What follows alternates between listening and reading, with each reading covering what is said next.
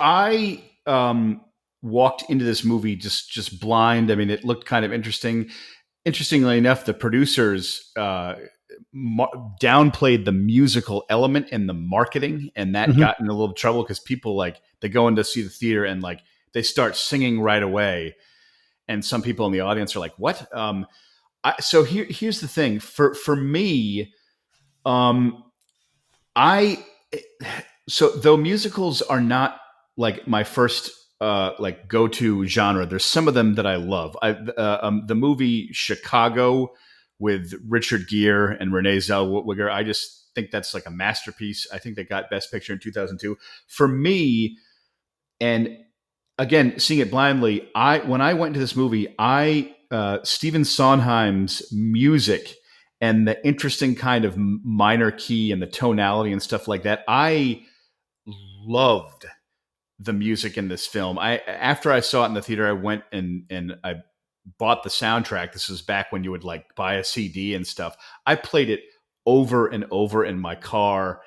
My dad did as well. I just like Hmm. obsessed with the music. And so the music to me is was like a huge selling point because I just found myself loving it. I think if I were to give a general review, what I like about the movie is it's operatic, and we can get more into the like the story later when we discuss it. But like, I love how this is like almost like a Greek tragedy opera where every character is an archetype, and you don't really go into depth of characters. So it's like, Alan Rickman is a bad guy who's evil. Why? Because he's a bad guy. You know, like Yeah, yeah, and that's and I wanted more, but yes. and so though I can definitely understand it, for me, I just thought it worked like in this very archetypal kind of way. And so I just the dark tragedy of this movie. I love how like quote unquote deliciously dark this movie is because it's so dark. And you talk about the graphic violence and gore, it's not even stylized. It's just like brutal, throat cutting and murders and like realistic blood. And I love the glorious darkness. And for me, I just what I the reason why it works so well for me is I see it as this archetypal thing where here's a guy who used to be good and he's so overcome by grief and darkness that he becomes the very thing that he was like. He becomes even worse than Alan Rickman. He becomes the demon Barber of Fleet Street and becomes into like the darkest darkness.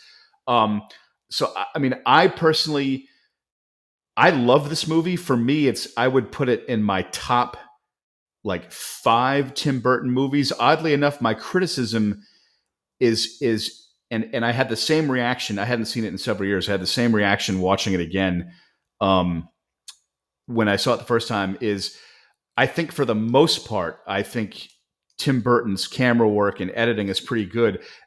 I think my one criticism of the film would be I sometimes wish that Tim Burton's camera work was a little bit more proactive in helping make story moments stronger. I felt there were some times where he would sort of take a back seat to the music and just kind of film like a two shot and a close up, and I thought it was pretty good.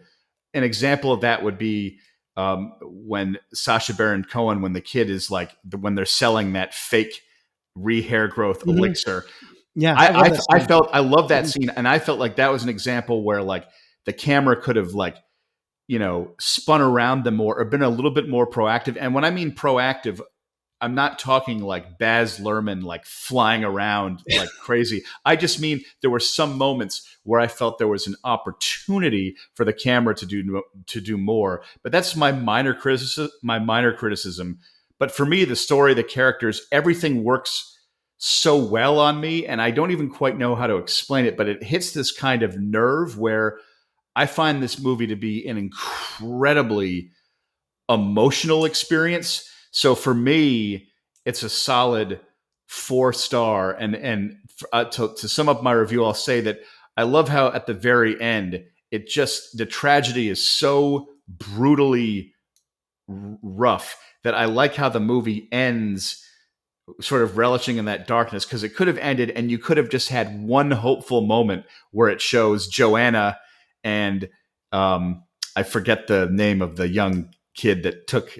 Anthony. Yeah, where you could have had one. Or Toby, or you're talking about the boy or Anthony? The boy, the young man, the 21-year-old that came off the boat with Devin. Yeah, Anthony. Yeah, I feel like Joanna and Anthony, like the movie could have had this little positive coda where it just shows the beginning of their new life together. But I'm glad that it didn't do that, and it ended in this just Greek tragedy. You know what I mean? So I was just like, oof.